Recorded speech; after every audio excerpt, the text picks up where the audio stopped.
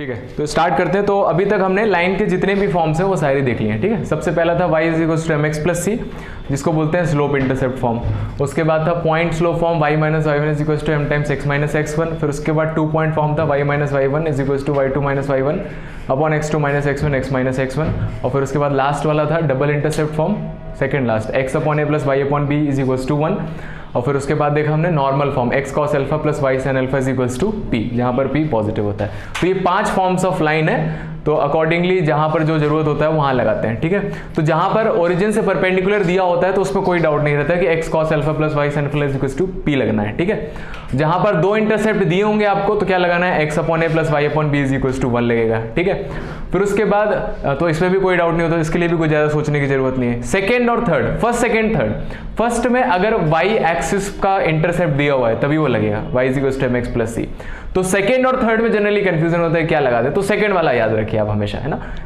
कहीं पे भी आपको लाइन की इक्वेशन निकालनी है और आपको नॉर्मल से परपेंडिकुलर नहीं दिए हैं, इंटरसेप्ट्स नहीं दिए हुए हैं और y एक्सिस इंटरसेप्ट नहीं दिया, तो y minus y1 is equal to m times x minus x1। कभी कभी क्या होता है कि जैसे मान लीजिए कुछ इन्फॉर्मेशन दिया होता है ना क्वेश्चन में, और आपसे बोला है कि इक्वेशन ऑफ लाइन निकालना है। ठीक है, तो स्टूडेंट्स के माइंड में आता है 5 फॉर्म्स ऑफ लाइन, अब कौन सी लगाई जाए, है ना, और उसी में किताब बंद करके रख देता है ना। तो आपको क्वेश्चन में इंफॉर्मेशन दिख जाएगी और उससे समझ में आ जाएगी कि क्या लगाना है ना। अगर कुछ नहीं आ रहा समझ में तो आप क्या लगाइए, y minus y1 is equal to m times x minus x1 लगाइए, बस, है ना। इससे आपके सारे क्वेश्चन हो जाएंगे, भले कोई भी क्वेश्चन हो। ठीक है, तो अभी ये था कि हमारे पास ये फॉर्म्स ऑफ लाइन है, तो अगर ये सारी इंफॉर्मेशन दी हुई है, ये सारी इंफॉर्मेशन दी हुई है तो आप इस तरह से आप सारी लाइन की इक्वेशन निकाल सकते हैं। अभी हम उल्टा देखेंगे कि अगर हम देखें तो लाइन की इक्वेशन हमें जब जनरली दी जाएगी, है ना, अब दूसरी तरफ से जाएंगे कि लाइन की इक्वेशन दी होगी तो आप निकालिए कि स्लोप कितना है इसका, है ना। लाइन की इक्वेशन दी हुई है तो बताओ y एक्सिस इंटरसेप्ट कितना है, x एक्सिस इंटरसेप्ट कितना है ना। और अगर y की इक्वेशन दी हुई है तो बताइए कि ओरिजिन से परपेंडिकुलर कितना है ना, और जो परपेंडिकुलर वो कितना एंगल बना रहा है। आया समझ में? अभी ये सारी छोटी छोटी इंफॉर्मेशन दी थी और हमें लाइन की इक्वेशन निकालनी थी। अब उल्टा जाएंगे, लाइन की इक्वेशन दी रहेगी और ये सारी चीजें निकालनी है। ठीक है, तो यही आपका अगला टॉपिक है, तो लिखिए transformation of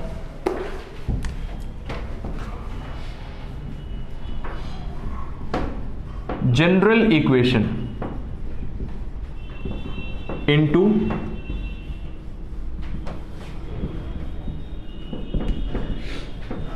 different forms. General equation को अलग अलग फॉर्म्स में कैसे कन्वर्ट करें। तो अलग अलग फॉर्म्स में क्यों कन्वर्ट करना है हमें, क्योंकि क्वेश्चन में दिया जाएगा कि इसको कन्वर्ट करिए। ठीक है, तो क्योंकि हमें पता है कि लाइन की इक्वेशन अगर दी रहेगी तो हमें कैसी दी रहेगी, लाइन की इक्वेशन क्या होती है general form, ax plus B Y plus C is equal to 0। तो जैसे मान लीजिए कि आपको दिया गया है कि 2x plus 3y is equal to 5, ये लाइन की इक्वेशन है, ऐसी दी जाएगी। आपसे पूछा जाएगा भाई बताइए इसका स्लोप कितना है, y एक्सिस इंटरसेप्ट कितना है, x एक्सिस इंटरसेप्ट कितना है ना, और क्या पूछ सकता है, एंगल कितना बना रहा है x एक्सिस के साथ, परपेंडिकुलर कितना है ओरिजिन से, तो ये सारी चीजें पूछी जाएंगी। ठीक है, तो हम क्या करेंगे, अगर हम क्या करेंगे इसको कन्वर्ट करेंगे उस फॉर्म्स में, है ना, और फिर कंपेयर कर देंगे। जैसे मान लीजिए कि इसको मैं कन्वर्ट करूंगा तो ये आएगा आपका minus 2x by 3 plus 5 by 3, ऐसा कुछ आया। तो अगर आपसे पूछा जाए बताइए स्लोप कितना है इस लाइन का, तो दिख गया ये y is equal to mx plus c जैसा लिखा हुआ है ना, तो x के साथ जो आता है वो m आता है, तो स्लोप कितना हो जाएगा -2/3, है ना, और y एक्सिस इंटरसेप्ट कितना हो जाएगा 5/3, है ना।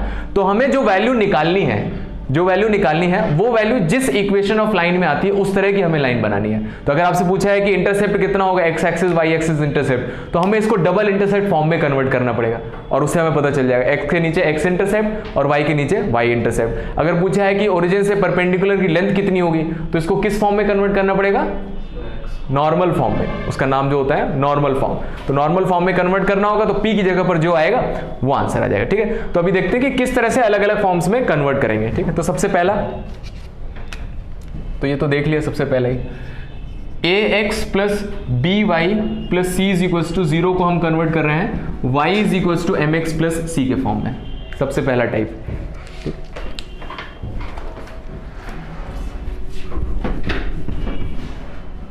तो देखिए y is equal to mx plus c के फॉर्म में कन्वर्ट करना है। तो बहुत ही सिंपल है, इक्वेशन जैसा है ये। तो y को लेफ्ट हैंड साइड रखिए और बाकी सब उस साइड भेज दीजिए। तो minus ax and minus c और b से डिवाइड कर दीजिए। तो minus a by b x and minus c by b, और फिर उसको कंपेयर कर दीजिए। y is equal to m x plus c, तो स्लोप कितना आ जाएगा माइनस a अपॉन बी, और y एक्सिस इंटरसेप्ट कितना आ जाएगा माइनस सी अपॉन बी। ठीक है, तो देखिए स्लोप जो है is equal to minus times a क्या है ओरिजिनल इक्वेशन में, कोफिशिएंट ऑफ x, और ये है कोफिशिएंट ऑफ y। तो ये चीज आपको याद रखनी है, और इसको कई लोग ऐसे भी याद कर लेते हैं माइनस एक्स अपॉन वाई जैसा। माइनस एक्स अपॉन वाई नहीं, coefficient of x upon coefficient of y। तो आपको जब स्लोप निकालना रहेगा तो हर बार इसको इस तरह से लिखने की जरूरत नहीं है, क्योंकि स्लोप एक बहुत ही इंपॉर्टेंट क्वांटिटी है किसी भी इक्वेशन में, है ना। स्लोप एक बहुत इंपॉर्टेंट क्वांटिटी है, तो इसको निकालने के लिए हम ये डायरेक्ट फॉर्मूला याद रखते हैं। ठीक है, minus times coefficient of x upon coefficient of y, और फिर इसको याद करने के लिए भी बोलते हैं, लेकिन हम ये याद नहीं करते हैं ना, ये सब निकाल लेंगे बाद में। ठीक है, ये सारी चीजें निकाली जा सकती है, लेकिन स्लोप की कई जगह पर जरूरत पड़ती है, इसलिए इसको डायरेक्ट हम ऐसे याद कर लेते हैं। ठीक है, लिख लीजिए इसको, तो इसको याद करना है। और y एक्सिस इंटरसेप्ट कितना माइनस सी अपॉन बी। इस पर एक क्वेश्चन लिख लीजिए।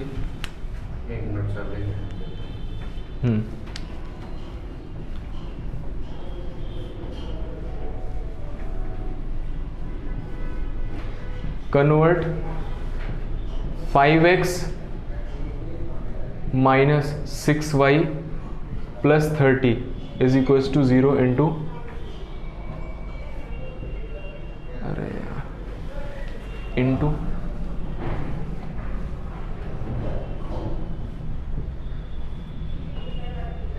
Slope intercept form and find m and c। करिए।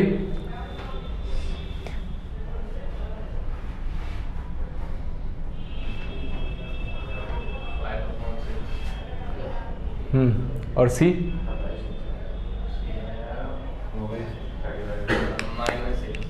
हाँ, ठीक है।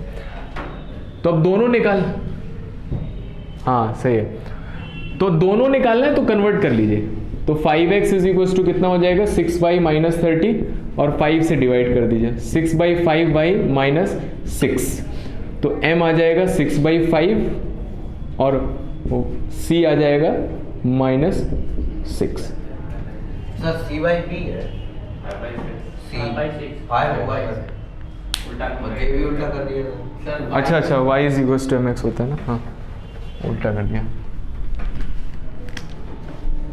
तो 6y उस साइड ले जाएंगे एंड 5x प्लस 30, तो y आ जाएगा आपका 5/6x प्लस 5।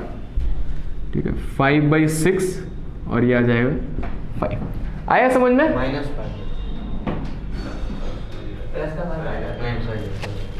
तो निकला था मैं। तो ये आया समझ में? हाँ, दूसरा फॉर्म देखिए।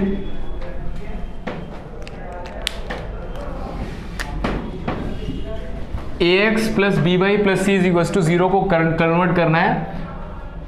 अब हम दूसरा और तीसरा जो फॉर्म है उसमें कन्वर्ट नहीं करते हैं। आपको कभी ऐसा नहीं पूछेगा बताइए कि वो कौन सा पॉइंट है जिससे ये लाइन जा रही है। सेकेंड फॉर्म अगर आप देखोगे y minus Y one is equal to M times X minus X one, तो m तो निकाल लेंगे, हम ऐसे भी निकाल लेंगे, है ना। पूछेगा नहीं x1 y1 की वैल्यू बताओ, वो वाले x1 y1 की वैल्यू जिससे ये लाइन बने। ऐसे इनफाइनाइट पॉइंट है ना, इनफाइनाइट पॉइंट है, हर एक पॉइंट तो नहीं निकाल पाएंगे। और फिर इसी तरह से जो थर्ड फॉर्म है कि x1 y1 और x2 y2, तो वो भी हम नहीं निकालेंगे, है ना। तो सेकेंड और थर्ड फॉर्म में कन्वर्ट नहीं करते हैं। फिर डायरेक्ट फोर्थ वाली फॉर्म आ जाती है जो कि है double intercept form, x upon a plus y upon b is equals to 1। तो इसमें कन्वर्ट करना है, ठीक है। तो देखिए, तो इसमें क्या देखना है कि राइट हैंड साइड पर 1 आना चाहिए, ठीक है। तो इसके लिए क्या करिए, ax प्लस बी वाई, तो इसी को 1 बनाने के लिए सोच लीजिए कांस्टेंट वाला। तो कांस्टेंट टर्म को उधर ले जाएंगे और उसी कांस्टेंट टर्म से डिवाइड कर देंगे। और x का कोफिशिएंट कितना होना चाहिए, ऊपर 1 होना चाहिए। तो अगर x को 1 छोड़ते हैं तो a कितना आ जाएगा, माइनस c बाई ए, और यहां पर b b को नीचे ले जाएंगे तो माइनस सी बाई बी, और यहाँ पर क्या आ जाएगा 1। तो x के साथ 1 होना चाहिए, y के साथ 1 होना चाहिए, और यहाँ पर 1 होना चाहिए। तो यहाँ से आ जाएगा x इंटरसेप्ट कितना आएगा माइनस सी बाई ए, और y इंटरसेप्ट कितना आएगा माइनस सी बाई बी। तो ये x इंटरसेप्ट कैसा नेगेटिव आ रहा है, हमेशा नेगेटिव आएगा। नहीं सर। हाँ, c और a पर डिपेंड करता है ना, तो किसी भी कोऑर्डिनेट्स में हो सकते हैं, नोट कर लीजिए।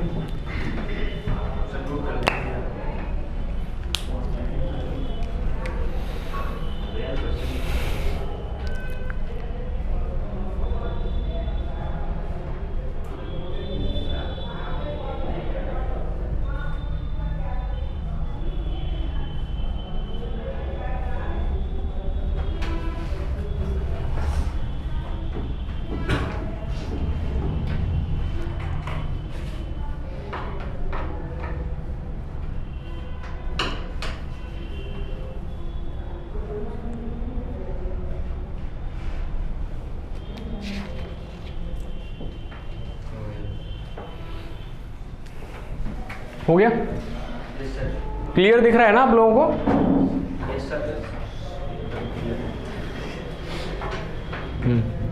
आप भी रिप्लाई कर सकते हैं ना नवीन, तो मुझे थोड़ा पता रहेगा कौन कितना क्या चल रहा है। नवीन आर्यन, हाँ तो ये हो गया कन्वर्ट। इस पर क्वेश्चन लिख लीजिए, कन्वर्ट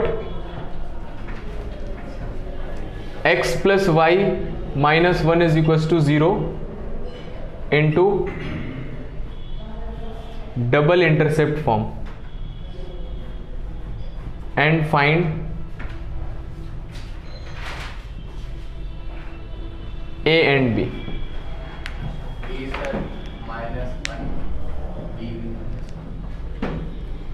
बिना लिखे नहीं दे आंसर, गलत हो जाता है कभी कभी। छोटी छोटी ऐसा कुछ लिखा नहीं उसमें ना।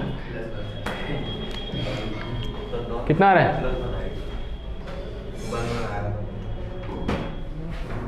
1 1। x plus Y is equal to 1, तो ऑलरेडी 1 है, तो यहाँ तो कुछ लिखा ही नहीं है ना। तो x axis intercept 0, y axis intercept 0, ऐसा मत करते। x के नीचे 1 लिखा है, y के नीचे 1 लिखा हुआ, तो a की वैल्यू 1 आ गई और b की वैल्यू भी 1 आ गई। ठीक है? हाँ वही है, इसीलिए मैंने ये क्वेश्चन दिया। ऐसी छोटी छोटी गलतियां हो जाती हैं, इसी में नंबर कट जाते हैं। ठीक है, सेकेंड टाइप हो गया। फिर लास्ट है नॉर्मल फॉर्म।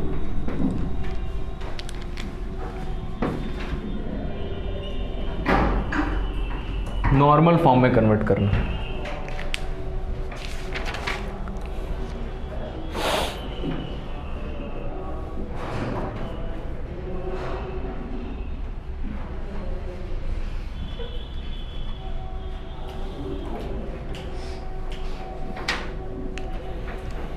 ठीक है, देखिए तो नॉर्मल फॉर्म में कैसे कन्वर्ट करते हैं।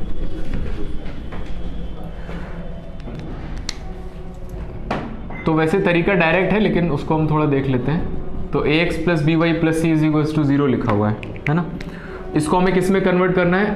x cos alpha plus y sine alpha is equal to p। तो p को इधर ले आए, ठीक है, लेफ्ट हैंड साइड ले आए। ये दोनों इक्वेशन सेम लाइन की हैं। इसको कन्वर्ट करने के बाद इसकी नॉर्मल फॉर्म ऐसे आएगी, तो लाइन तो दोनों सेम रहेगी। तो अगर दोनों लाइन सेम है तो दोनों लाइन सेम है मतलब कि कोइंसिडेंटल जैसा कुछ हुआ है ना। और कोइंसिडेंटल लाइन की कंडीशन क्या होती है? a1 upon a2 is equal to b1 upon b2 is equal to c1 upon c2, है ना। जो कोफिशिएंट्स रहते हैं वो सेम रेशियो में रहते हैं। तो x का कोफिशिएंट a और x का coefficient cos alpha is equal to b upon sine alpha is equal to c upon minus p। ठीक है, तो यहां से हमें क्या क्या निकालना है? cos अल्फा, साइन अल्फा और p निकालना है। तो ये पता चल जाती है, यहाँ रख देंगे, आ जाएगी हमारी फॉर्म। ठीक है, तो इसको आप सॉल्व कर सकते हैं आराम से। तो देखो इसमें मैंने क्या किया, इसको और इसको ले लिया, क्रॉस मल्टीप्लाई कर दिया। तो a into minus P minus A P और c इंटू कॉस अल्फा। तो यहाँ से कॉस अल्फा निकाला, कितना आ जाएगा? माइनस ए पी अपॉन सी। इन दोनों को सॉल्व किया और साइन अल्फा निकाला। तो साइन अल्फा कितना आएगा? देखो ये ऊपर जाएगा और ये इधर आ जाएगा, तो माइनस बी पी और वो सी नीचे आ जाएगा। ठीक है, और इन दोनों में बहुत ही सिंपल स्क्वायर करके रिलेशन हम जानते हैं, यस सर। ये कितना होता है 1 होता है, तो इसको रख दिया तो कितना आ जाएगा B square P square upon C square plus A square P square upon C square is equals to 1। तो लेफ्ट हैंड साइड में P square upon C square common ले लिया तो बचेगा B square plus A square is equals to 1। तो यहाँ से P square निकालेंगे कितना आएगा सी स्क्वायर ऊपर और नीचे ए स्क्वायर प्लस बी स्क्वायर, तो p आ जाएगा प्लस माइनस रूट लगाएंगे तो c आ जाएगा और इसका रूट आ जाएगा a square plus B square. लेकिन हम जानते हैं कि जो p है ये परपेंडिकुलर है ओरिजिन से, तो ये कैसा होगा पॉजिटिव, ठीक है। तो ये p की वैल्यू आ गई, तो ये p आ गया। अब cos अल्फा निकालना है, निकाल लो, क्या दिक्कत है। cos अल्फा यहाँ रख देंगे, cos अल्फा आ जाएगा, कितना आएगा a बाई सी से मल्टीप्लाई कर दो तो a आ जाएगा माइनस का और divided by root of A square plus B square, और फिर साइन अल्फा निकालेंगे तो माइनस का b आ जाएगा root of A square plus B square. तो क्या रहेगा देखिए, ये इक्वेशन दी रहेगी, ठीक है। तो आइडियली आपको ये तीनों फॉर्मूले याद होने चाहिए, ठीक है। यहाँ से cos अल्फा निकालिए, यहाँ से साइन अल्फा निकालिए, यहाँ से p निकालिए और इन तीनों वैल्यूज को यहाँ रख दीजिए, वो आंसर है, ठीक है। तो एक क्वेश्चन हम इस तरह से करके देखते हैं, फिर उसके बाद दूसरा तरीका है जिससे हम एक्चुअल में करने वाले हैं, जो इससे सिंपल है, क्योंकि इतना सब तो याद हो सकता है लेकिन फिर भी भूल जाएंगे, वैसे ही लोड जाता है। लिखिए, तो इसको कन्वर्ट करना है हमें, देखिए नया कहाँ लिख लीजिए,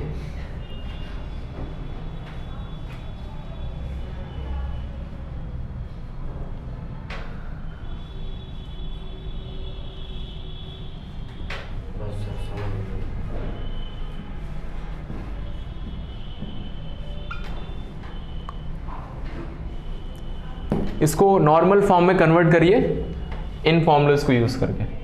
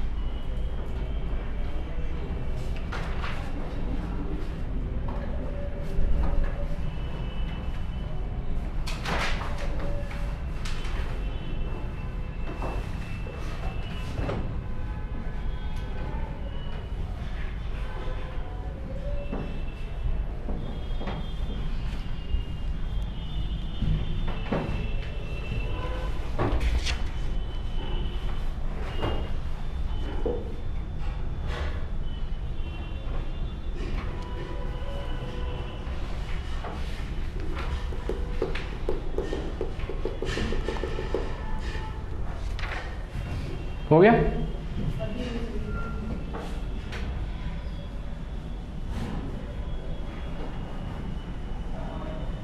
सर सी की वैल्यू सर यहाँ इधर से आएगी तो सर -2 हो जाएगी, अगर यहाँ आएगी तो +2 कौन सी वैल्यू? पी कहाँ होता है प्लस का? इसके अकॉर्डिंग निकाला है ना हमने, तो पहले ऐसा बनाइए फिर एबीसी की वैल्यू निकालिए।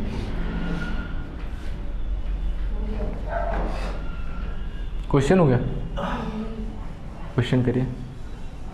हो गया x cos 150 plus y sin 150 150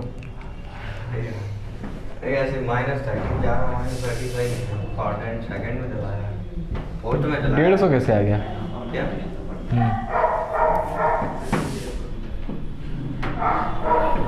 देखो, तो इसमें क्या किया, √3x plus Y -2 is equals to 0 लिखा हुआ है, तो इससे कंपेयर कर लिया तो ए बी सी की वैल्यू पता चल गई।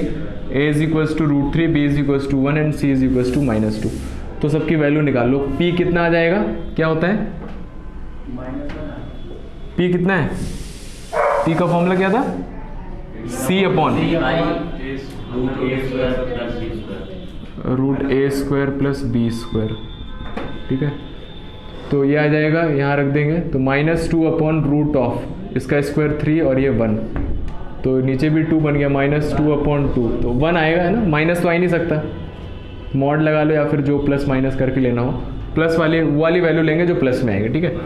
फिर यहाँ से कॉस अल्फा निकाला, कितना आ जाएगा, माइनस के ए कितना है, √3, और नीचे तो सॉल्व करेंगे वही आ जाएगा, तो 2 आ जाएगा, ठीक है। ये कॉस अल्फा आ गया, और इसी तरह से साइन अल्फा निकालेंगे, कितना आएगा, -1/2, तो आंसर कितना आ जाएगा। तो ये होती है आपकी normal form, x cos alpha plus y sin alpha is equals to p। तो अभी ये देखना पड़ेगा कि दोनों नेगेटिव हैं, तो कौन सा, क्या किया फिर, तो 150 कैसे आया है, दोनों नेगेटिव, तो थर्ड क्वाड्रेंट। हाँ थर्ड क्वाड्रेंट, तो 180 प्लस थीटा, थर्ड क्वाड्रेंट मतलब 180 प्लस थीटा, और साइन थीटा 1/2, तो एंगल कितना दिख रहा है यहाँ से, 30 डिग्री, है ना, तो 180 प्लस 30, तो इस तरह से आ जाएगा। तो देखो x cos, तो थर्ड क्वाड्रेंट का एंगल बताना है, तो थर्ड क्वाड्रेंट के लिए √3/2 cos के लिए किसके लिए होता है, 60 के लिए होता है, 30 के लिए होता है ना, 30, तो 180 प्लस 30 कितना हो जाएगा, 210, x cos 210 plus y sin 210 is equals to p कितना है, 1। आया समझ में। तो ये तो फॉर्मूला बेस था, लेकिन इसके बाद अभी हम देखेंगे, उससे आपको फॉर्मूला लगाने की कोई ज़रूरत नहीं है, वो तरीका हमें यूज़ करना है, ठीक है।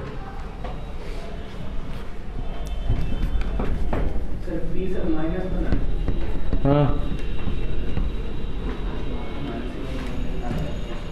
देखो p की वैल्यू हमने फॉर्मूले में निकाली थी, प्लस माइनस आती है ना, हाँ -2 था, आप आगे प्लस माइनस लगा दो, प्लस माइनस ऑफ -1, तो वो लेना है जिससे प्लस में है ना। अब इसी को हम करते हैं, इसी क्वेश्चन को करते हैं, ठीक है।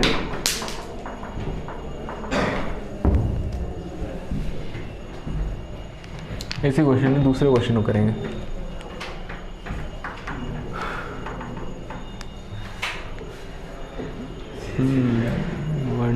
वन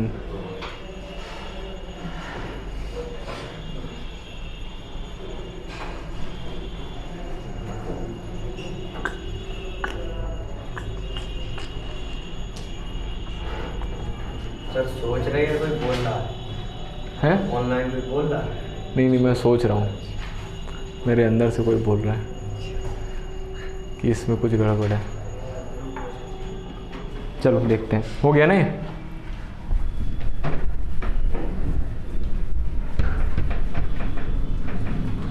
लिखिए क्वेश्चन, कन्वर्ट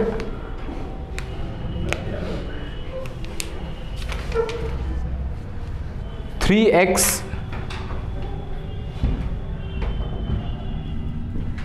minus 2y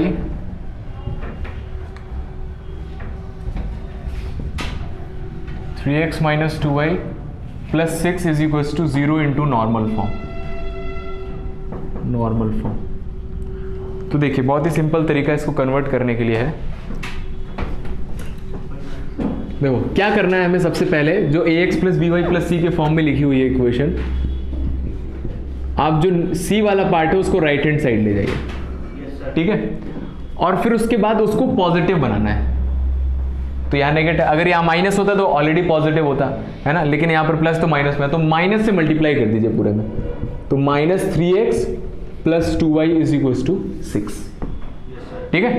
तो ये इसलिए पॉजिटिव बनाया क्योंकि इधर वाली क्वांटिटी है जो p आनी है वो पॉजिटिव आनी है, इसलिए बनाना है। फिर उसके बाद √a² प्लस b² की वैल्यू निकालिए, कितना आ जाएगा, -3 का स्क्वायर तो 9 हो जाएगा और 4 हो जाएगा, √13 आ जाएगा, ठीक है। तो पहला स्टेप तो ये हुआ, क्या किया कि p ग्रेटर देन 0 बना लिया मैंने, राइट हैंड साइड वाला, ठीक है। और सेकेंड स्टेप है divide by √a² plus b² दोनों तरफ, तो √13 से डिवाइड कर दिया, तो -3/√13x plus 2/√13y is equals to 6/√13, तो ये आंसर है।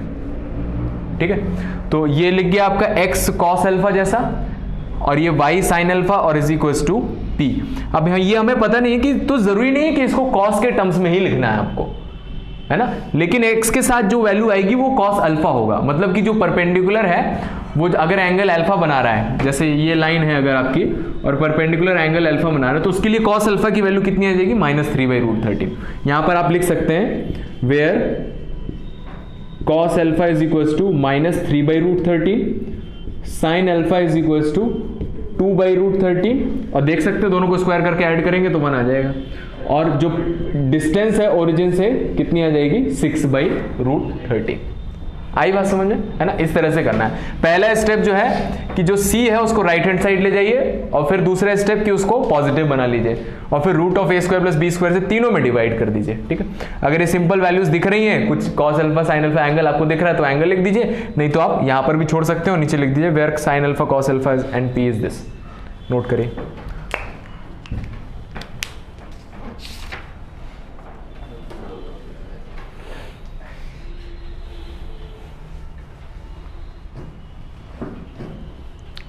तब तक हम अगला क्वेश्चन लिख देते हैं।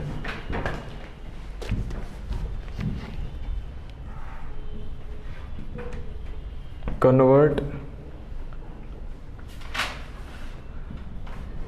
√3x + y is equal -8 is equals to 0 into first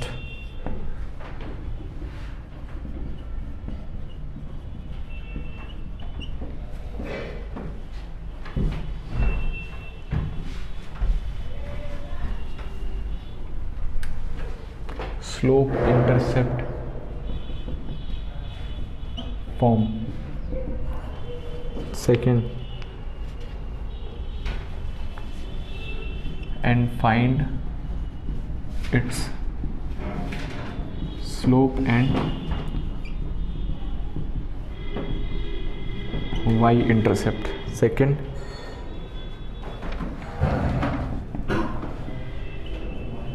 intercept form and find x and y axis intercepts। करिए।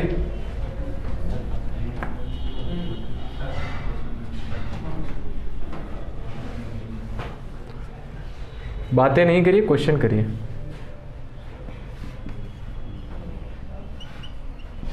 Normal form and find inclination of perpendicular segment from origin and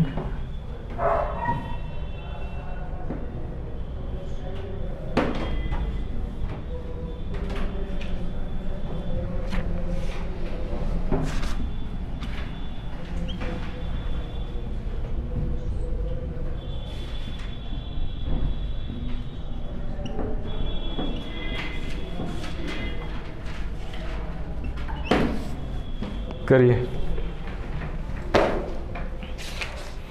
तो जितना भी पढ़ा है सब इसमें लगाना है। अभी पूरा नहीं लिखा। Slope intercept form and find its slope and y intercept.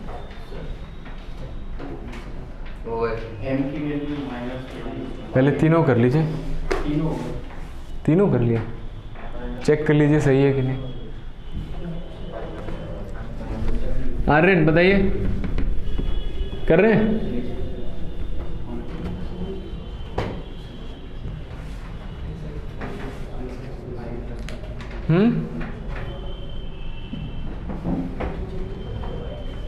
है कि नहीं है क्लास में? बताइए पहले का आंसर बताइए। रुक जाइए आंसर यहाँ से आएगा। अच्छा अभी क्वेश्चन नोट कर रहे हैं, कर लीजिए और बाकी लोग कर लें जब तक हम अगला क्वेश्चन लिख देते हैं। करिए, आप अगला क्वेश्चन मत लिखिएगा, है ना।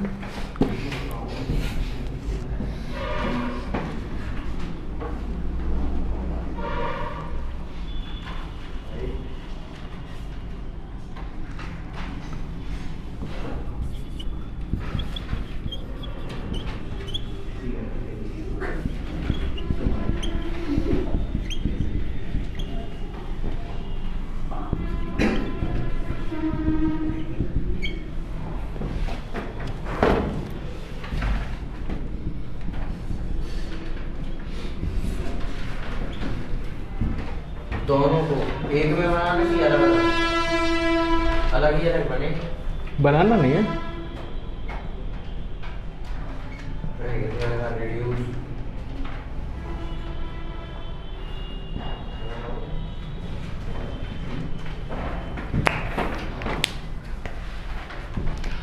हाँ हो गया, बताइए इक्वेशन क्या आएगी, इक्वेशन क्या आएगी, y इज इक्वल्स टू, हाँ हाँ बहुत बढ़िया। तो m कितना आ जाएगा यहाँ से, -√3 और c आ जाएगा 8। नवीन सेकेंड वाला बताइए।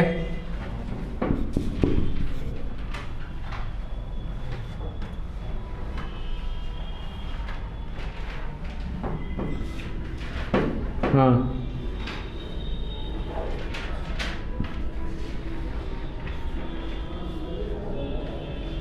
हाँ इक्वेशन बताइए, प्लस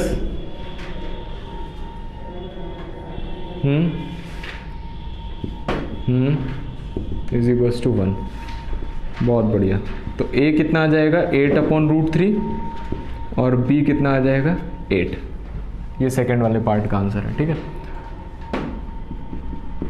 थर्ड नॉर्मल फॉर्म में कन्वर्ट करना है, बताइए नॉर्मल फॉर्म क्या आएगी। Sir x cos 30 plus y sin 30 is equal to 4. x cos 30 plus y sin 30 is equal to 4। अच्छा ये आ रही 3 1 2 2 2 4 सही सही है ना, ये आएगी ना x cos 30 y sin 30 is equals to 4। और फिर पूछा है कि जो परपेंडिकुलर सेगमेंट है उसकी ओरिजिन, जो ओरिजिन से परपेंडिकुलर सेगमेंट है लाइन पर, वो एक्स एक्सिस से कितना एंगल बना रहा है। हाँ एंगल आ जाएगा 30 डिग्री और उसकी लेंथ कितनी है 4। आया सबको समझ में। प्रशांत कहाँ तक पहुँच पाए, सेकेंड वाला कर रहे हैं तो सेकेंड वाला क्वेश्चन लिख लीजिए, लिखिए रिड्यूस दिस, लिखा था पूरा क्वेश्चन।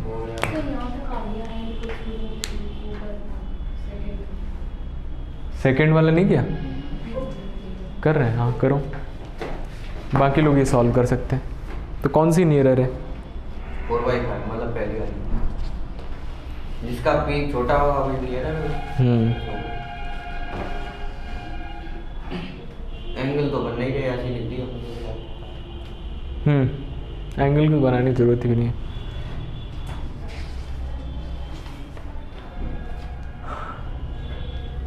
तान्या हो गया, कर लिया।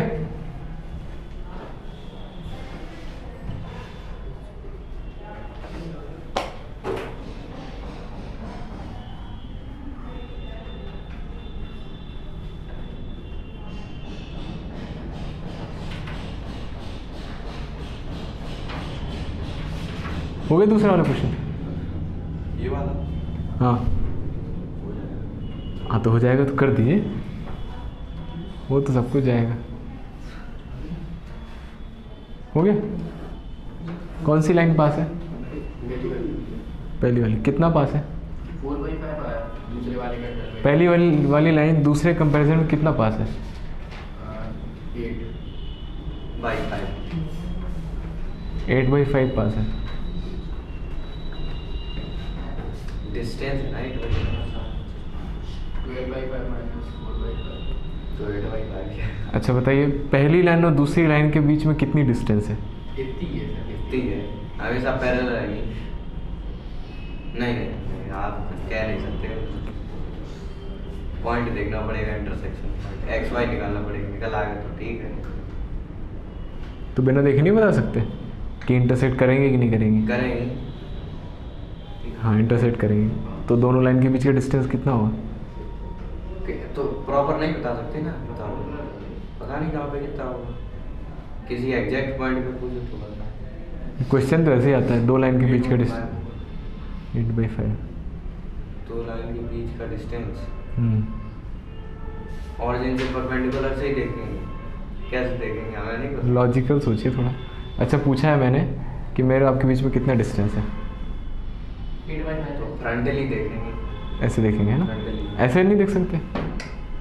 शॉर्टेस्ट शॉर्टेस्ट तो 0 हो जाएगा। 0 हो जाएगा।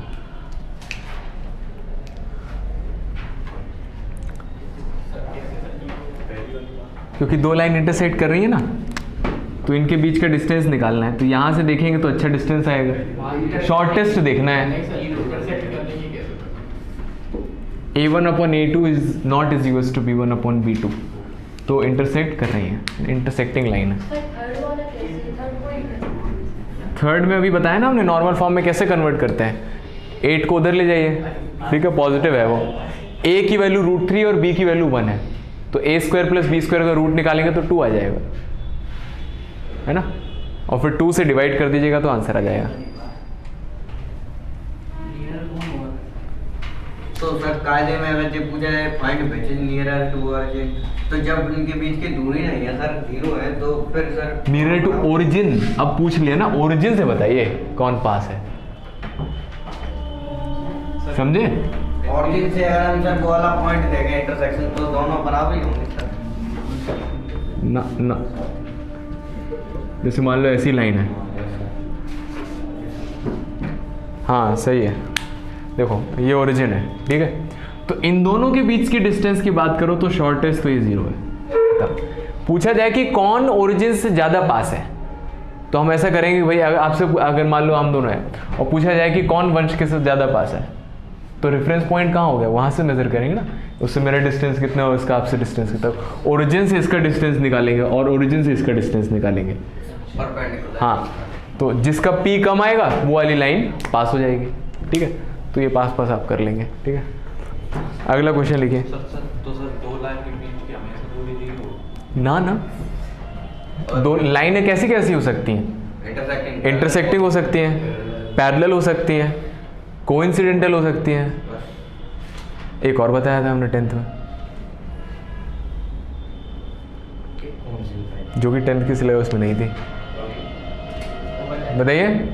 ओवरलैपिंग 12th पास।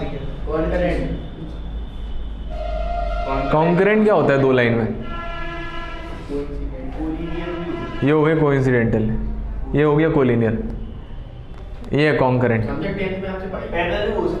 10th में तो था ही नहीं। ऐसी लाइनें भी तो हो सकती हैं, देखो ऐसी लाइन भी हो सकती है ना, हाँ स्क्यू लाइन, ऐसी लाइन भी हो सकती है, देखो ना तो ये इंटरसेक्ट कर रही है, ना पैरेलल है ना कोइंसिडेंटल है, ये लाइन ऐसे जा रही है और ये लाइन ऐसे जा रही है, तो 3D में भी हो सकता है ना। अब तो 3D में भी सोचना है, आप तो 2D में ही रुक गए बिल्कुल। स्क्यू लाइंस बोलते हैं उसको, अब क्यों बोलते हैं बहुत पता है। लिखिए क्वेश्चन, इसको नोट कर लीजिए, घर पे ट्राई कर लीजिए। देखिए ये वाली लाइन है, ये आप पढ़ेंगे जब क्लास 12, एग्जैक्टली 1 साल बाद पढ़ेंगे आप, अगर मुझसे पढ़ेंगे तो एग्जैक्टली 1 साल बाद पढ़ेंगे। लिखिए find the values of k, लिखिए find the values of k for which the line, find the values of k for which the line, ये लिखिए line k - 3x - 4 - k² y plus k² - 7k + 6 is equals to 0 is. तो ये छोटी सी line है, तो k की value बतानी है जिसके लिए ये लाइन, पहला है parallel to x axis, second parallel to y axis, and third passing through origin, इसी को बोलते हैं distraction.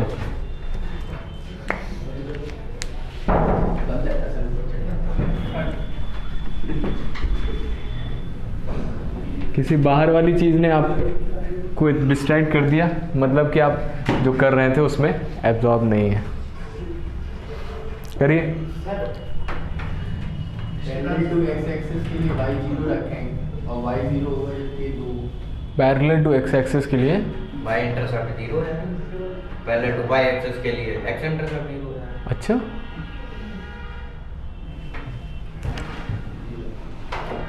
Parallel to x axis के लिए क्या जीरो कर दें?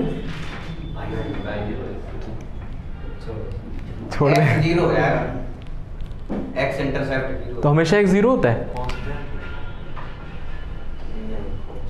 छोड़ो, अब सर ज़्यादा मिस्टेक ना ना, ऐसी बात नहीं है। बताइए क्या करें? ये जो लाइन दिख रही है इतनी छोटी सी लाइन, कब ये पैरेलल हो जाएगी एक्स एक्सिस के? तो सोचिए, एक लाइन जो एक्स एक्सिस के पैरेलल है उसके बारे में क्या कहना चाहेंगे आप? बताइए, उसकी अलग अलग चीजें बताइए। एक लाइन में क्या क्या होता है? y इज इक्वल टू 0 कैसे हो जाएगा? वही अभी हमने समझाया। देखिए, ये लाइन जो है एक्स एक्सिस के पैरेलल है, ठीक है? तो ये पॉइंट है मान लो 0,2, ये पॉइंट है 1,2, 0 हो जाए सर। हाँ, ये पॉइंट है 3,2। तो हर जगह x चेंज हो रहा है, y फिक्स है ना?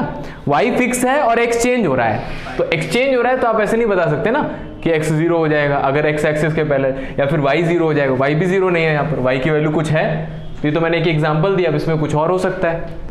तो हमें अभी क्या लाइन है तो मतलब उसके स्लोप के बारे में सोचना है ना? स्लोप के बारे में ज़्यादा, वही बताया मोस्ट इंपॉर्टेंट। तो अगर कोई लाइन एक्स एक्सिस के पैरेलल है तो उसका स्लोप कितना होगा?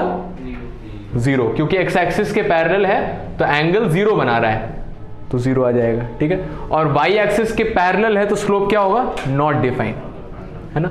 और इस लाइन का स्लोप बताइए क्या है? क्या बताया था अभी फॉर्मूला? -90 हो जाएगा, माइनस एक्स अपॉन वाई, है ना? माइनस एक्स अपॉन वाई, चाहिए माइनस a अपॉन b, हाँ तो रख दीजिए minus times k minus 3 upon 4 minus के स्क्वायर। बस हो गया, कहानी खत्म। इसको 0 रख दो, k की वैल्यू आ जाएगी, k 3 आ गया, ठीक है? फिर उसके बाद ये नॉट डिफाइंड कब होगा? 90 हो जाए, क्या 90 हो जाए? 10 90 हो जाए, हाँ हाँ लेंगे ना। k माइनस 3 अपॉन 4 माइनस के स्क्वायर। तो इसके लिए क्या कर देंगे? m को 0 रख दीजिए ना, फर्स्ट पार्ट के लिए m को 0 रख दीजिए, तो डिनोमिनेटर उधर चला जाएगा, तो k minus 3 is equal to 0, k की वैल्यू 3 आ जाएगी। सेकेंड पार्ट के लिए k की वैल्यू बताइए।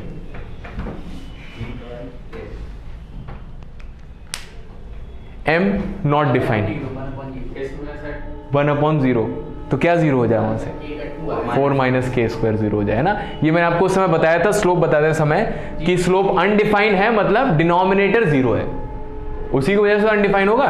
तो डिनोमिनेटर 0 कर दीजिए यहाँ से, प्लस माइनस 4 माइनस के स्क्वायर इज इक्वल टू 0, तो के स्क्वायर इज इक्वल टू 4, तो k आ जाएगा प्लस माइनस 2।